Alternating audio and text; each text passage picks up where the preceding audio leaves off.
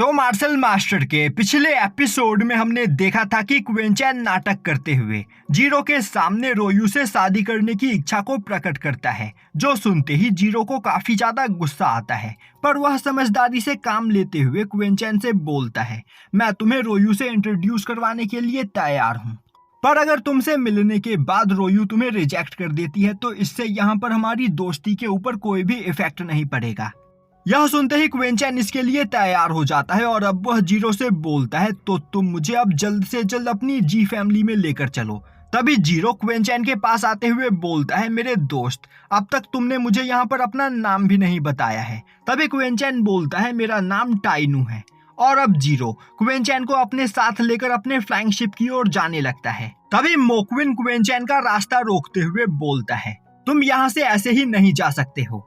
तुम्हारे पास जितने भी डाओ फ्यूजन फ्रूट है उसे मेरे हवाले कर दो, और तो और तुम्हारे पास मेरा ड्रैगन स्पीयर भी है, तो वह बिना दिए तुम यहाँ से नहीं जा सकते हो। यह सुनते ही क्वेंचैन बोलता है, यहाँ मौजूद सभी डाओ फ्यूजन फ्रूट को मैंने कलेक्ट किया है, तो वह सभी मेरे हैं, और तो और तुम मुझसे फाइट में हार गए, इसीलिए तुम्हारे ड्रैगन स्पीयर के ऊपर भी मेरा हक बनता है, तो मैं तुम्हें यहाँ पर कुछ भी नहीं दूंगा।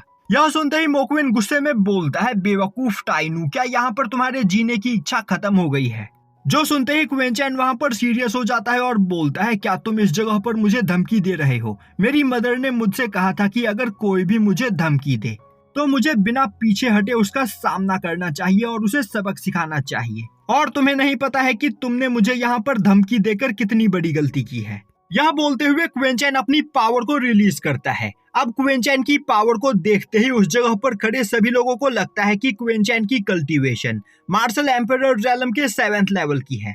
और अब यह देखकर जियुन सोचने लगती है, अब तक यह पर्सन यहाँ पर अपनी पावर को हम सभी लोगों से छिपा रहा था। यह पर्सन सच में बहुत ही ज्यादा खतरनाक और पावरफुल है, तो हमें इससे नहीं उलझना चाहिए। तभी मोक्विन दोबारा से क्वेंचैन को धमकी देते हुए बोलता है, बेवकूफ, तुम्हें नहीं पता है कि मैं मो फैमिली का डिसाइपल हूँ, और मुझसे उलझने के बाद तुम यहाँ पर जिंदा नहीं बच पाओगे। यह सुनते ही क्वेंचैन गुस्से में आते हुए अपनी और भी ज्यादा पावर को रिलीज करता है, जो देखते ही मोक्विन क्वेंचैन के ऊपर एक सरप्राइज अटैक करने की कोशिश करता है, पर क्वेंचैन अपने चारों ओर एक बैरियर बनाते हुए मोक्विन के अटैक को ब्लॉक कर लेता है, और अब वह बस अपने ऑरा प्रेशर से मोक्विन को खुद से दूर फेंक देता है। और अब वह काफी तेजी से मोक्विन के ऊपर अटैक करने के लिए आगे बढ़ता है, जो देखते ही मोक्विन एक बैरियर बनाते हुए क्वेंचैन के अटैक को ब्लॉक करने की कोशिश करता है, पर क्वेंचैन बस अपने एक ही पंच में मोक्विन के द्वारा बनाए गए बैरियर को डिस्ट्रॉय करते हुए उसे काफी बुरी तरीके से इंजर्ड कर देता है। और अब वह दोबारा से मोक्विन के ऊपर अटैक करने के लिए आगे बढ़ता है,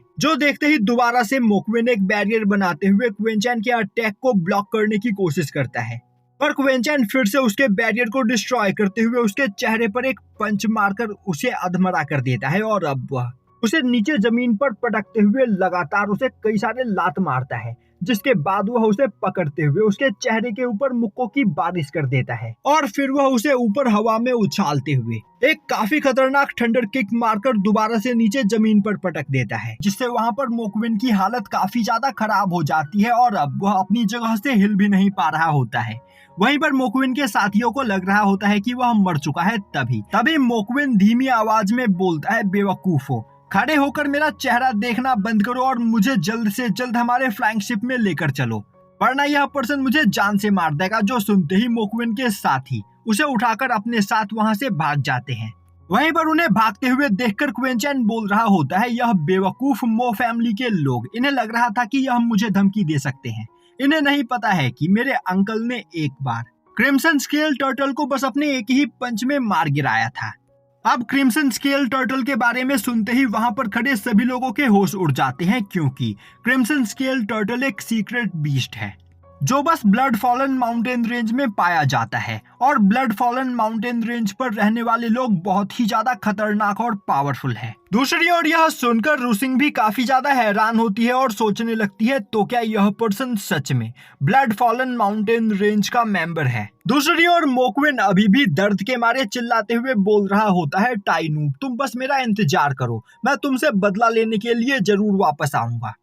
तभी जीरो क्वेंचैन के पास आता है, और अब जीरो को देखते ही क्वेंचैन बोलता है, ब्रदर इन लॉ, आखिर तुम यहाँ पर किसका इंतजार कर रहे हो? जल्द से जल्द मुझे अपनी जी फैमिली में लेकर चलो। दूसरी ओर जीरो मन ही मन सोच रहा होता है, अगर यह पर्सन सच में ब्लड फॉलन माउंटेन से बिलोंग करता है तो अगर हम इसे अपनी जी फैमिली को ज्वाइन करने के लिए तैयार कर लेते हैं तो इससे हमारे जी फैमिली की पावर काफी ज्यादा बढ़ जाएगी, और क्या पता ब्लड फॉलन माउंटेन के लोगों के साथ हाथ मिलाने के बाद मेरा जी प्रीफेक्चर टियानवू कॉन्टिनेंट का सबसे ज्यादा पावरफुल फोर्स बन जाए। यह सोचते हुए जीरो काफी ज्यादा खुश हो रहा होता है। दूसरी ओर जियुन भी एक जगह से खड़ी होकर क्वेनचैन को देख रही होती है और अब वह सोचने लगती है, अगर मैं इस पर्सन के साथ यहाँ पर दोस्ती कर लेती हूँ तो इससे मुझे काफी ज्यादा फायदा होगा और फिर मेरे फैमिली मेंबर्स यहाँ पर मेरी जबरदस्ती शादी भी नहीं करवा पाएंगे।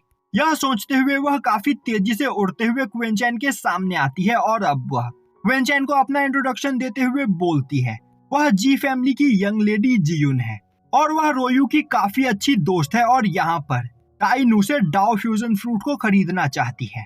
यह सुनते ही क्वेनचैन बोलता है, क्या तुम सच में मेरी होने वाली वाइफ की दोस्त हो? तब तो तुम्हें मुझसे डाओ फ्यूजन फ्रूट खरीदने की कोई जरूरत नहीं, मैं तुम्हें एक डाओ फ्यूजन फ्रूट यहाँ पर ऐसे ही गिफ्ट करता हूँ। जो सुनते ही जियुन काफी ज्यादा खुश होती है और अब वह जीरो से बोलती है, यंग मास्टर जीरो, क्या मैं भी आपके साथ आपकी जी फैमिली में चल सकती हूँ? जो सुनते ही जीरो काफी ज्यादा खुश होता है और अब वह जियुन को भी अपनी जी फैमिली में चलने के लिए इनवाइट करता है और अब जीरो सभी लोगों को अपने साथ लेकर अपने फ्लाइंग शिप के ऊपर आता है और अब वह सभी लोग चलते हुए एक कमरे में पहुंचते हैं जिस जगह पर एक टेबल के ऊपर रखे हुए फ्रूट्स को देखते ही क्वेनचैन उन्हें खाने लगता है। वहीं पर वह बोल रहा होता है, आज से पहले माउंटेन के ऊपर मैंने इस तरह के फ्रूट्स कभी नहीं खाए, और अब वह बगल में ही रखे हुए एक बेड के ऊपर जाकर लेट जाता है। यह देखते ही रुसिंग गुस्सा होते हुए बोलती है, यह उसका बेड है तो टाइनू उस बेड के ऊपर नहीं सो सकता है। तभी क्वेनचैन बोलता है, मैं तुम्हारा मेहमान हूँ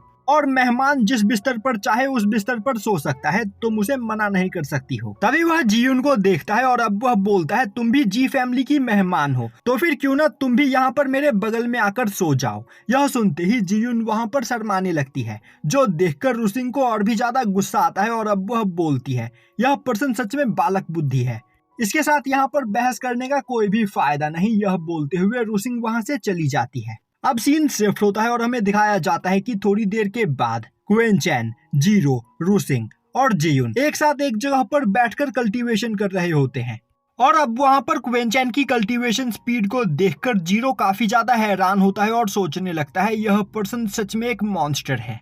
अच्छा हुआ कि मैंने इसके साथ यहाँ पर दोस्ती कर ली, इससे फ्यूचर में मेरी जी फैमिली को काफी ज्यादा फायदा होगा। अब थोड़ी देर के बाद वह सभी लोग जी फैमिली में आ पहुंचते हैं और अब जीरो क्वेनचैन को उस जगह के बारे में बताते हुए बोलता है, यह जी स्टेट है और इसी जगह पर जी फैमिली के सभी मेंबर्स रहते हैं। और अब जीरो सभी लोगों को अपने साथ लेकर मैंशन की ओर आगे बढ़ने लगता है। वहीं पर रास्ते में खड़े सभी सोल्जर्स जीरो को देखते ही उसे वहां पर ग्रीट करते हैं।